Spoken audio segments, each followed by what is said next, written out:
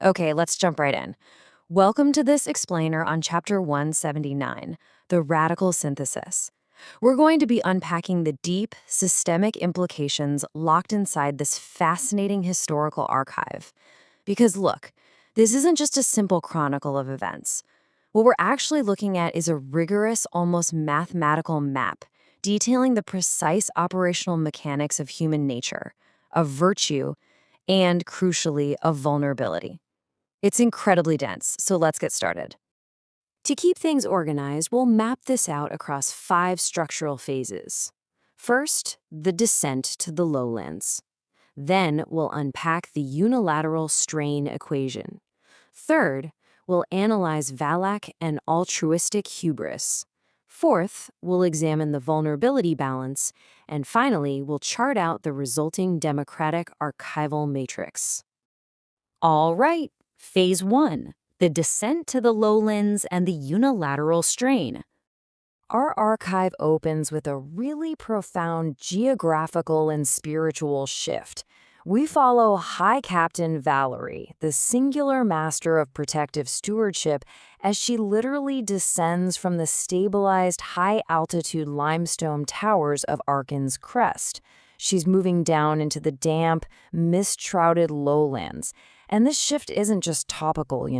It's a total immersion into the messy, decentralized medium of human temptation. She's carrying the heavy structural blueprints of the inversion matrix, and down at the ancient stone bridge spanning the Cleft of Whispers, she meets with the scholar-exile Ilyan Marr and the warrior Vassago. This quote right here really captures Valerie's mindset entering this dialogue. To protect a city is to accept its internal stains. She realizes, quite astutely, that leading from an isolated ivory tower doesn't actually work. It simply reverts stewardship back into the exact same pride she originally fought to conquer. By bringing her governance down to the gritty lowlands, she is actively fighting the systemic drag of her own past arrogance. Which perfectly sets up Phase 2, the unilateral strain equation and the mathematics of spiritual stasis. Now, the scholar Ilyan Marr doesn't just offer her some vague philosophical critique. He presents a rigorous, hard math framework. Let's look at the unified inversion balance constant, or psi total. Marr uses this to frame Valerie's isolated psychological load as a massive systemic vulnerability. See, by relying entirely on her own concentrated willpower, Valerie is unilaterally carrying the load of 80,000 citizens. But the math shows this is totally unsustainable. It's creating an uncompensated internal strain, a kind of cross-border leakage that actually causes compensatory deflation, making it easier for neighboring regional sectors to just surrender their own accountability. Ilyan's critique hits the nail on the head. He proves that if her virtue operates in total isolation, well, it just becomes an elite monument, like isolated pride, a beautiful, high-altitude exception that doesn't actually help anyone else. True interconnected stewardship, on the other hand, requires an integrated network flow to survive. Basically, if Archon's Crest doesn't communicate with, say, Lucan's infinite abundance in the Avarice Delta, the entire system is eventually going to collapse right back into competitive comparison. And that systemic vulnerability, it leads us directly into Phase 3, Valac, altruistic hubris, and the arrival of the first shadow. So right in the middle of this debate, there is a sudden, terrifying drop into spiritual stasis. Banished entities always target the gray zones, the transmission lines between the cities.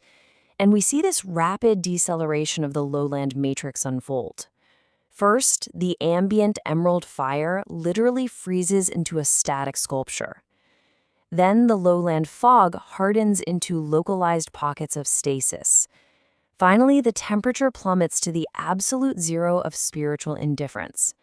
Marr's ink literally crystallizes on the page into non-functional geometric structures. But this stasis is just the precursor. From the subterranean rifts beneath the stone bridge, the first shadow arrives. But here's the wild part. Instead of some roaring, fanged monster, it manifests as a towering obsidian obelisk. It's a hovering, light-absorbing geometry, reflecting a localized event horizon of absolute visual void.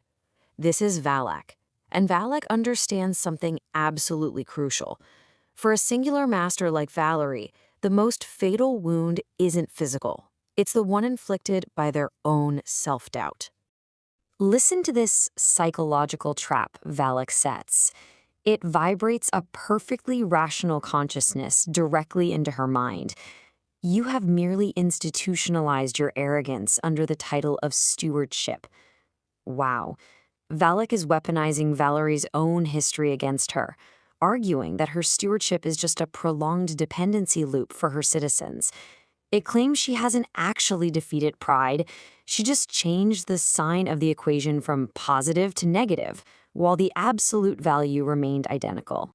The entity is forcing her to evaluate her virtue using this exact metric, the contamination variable of altruistic hubris, or H_ego. Valac is trying to mathematically prove that her inversion is fractional and completely compromised. Think about it. If there is even a trace of ego in her public welfare decrees, then she's the drug keeping her citizens dependent, which would mean her preservation is just a prolonged form of tyranny. It's a devastating, highly logical attack. Under this crushing logical weight, Valerie's amber shield actually begins to flicker. Which brings us to phase 4, the vulnerability balance and the shuddering.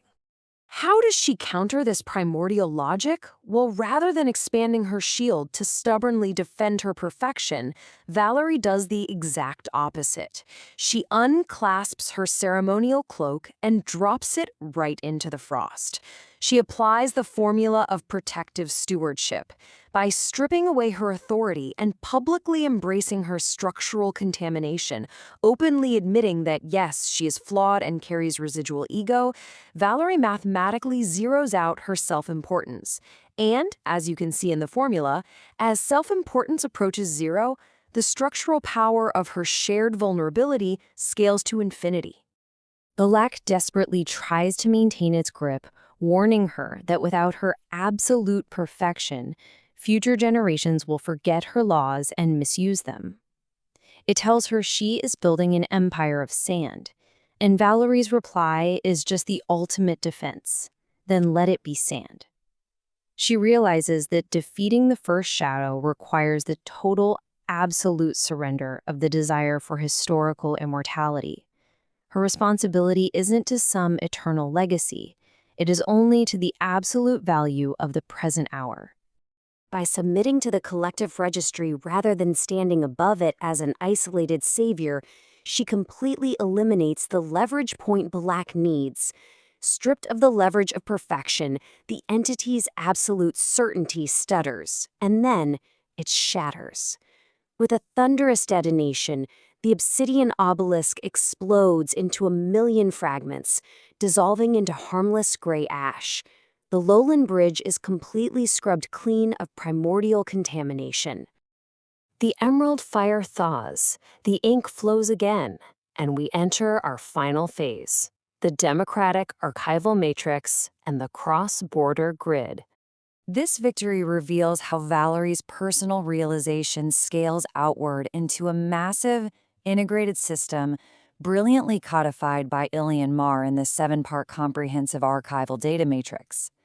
This maps out the cross-border feedback loops linking all 7 singular masters: Valerie, Lucan, Kaelin, Eldrin, Adrian, Lady Elena, and Martha. They are no longer isolated historical figures. They are woven together into a single, living, operational ledger. The structural integrity of one sovereign virtue now relies entirely on the governing calculus of all the others. And the true genius holding this all together? The law of distributed restitution, or lex equilibrium. The masters don't eliminate accountability for the people.